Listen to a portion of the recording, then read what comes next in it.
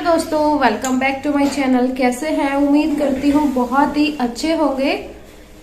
तो पूरे तरीके से ड्राई हेयर हैं और 3-4 दिन से बालों में कुछ अप्लाई भी नहीं किया हुआ है, लेकिन कमेंट आ रही थी कि डबल बन बना के दिखाओ, सिंगल ब्रेड बना के दिखाओ। तो आज इस वीडियो में मैं आपको ड्राई हेयर में सबसे पहले सिंगल ब्रेड बनाऊंगी, पोनीटेल, उसके बाद जूड़ा, डबल जूड़ा और उसके बाद हम करेंगे अपने सिंगल ब्रेड।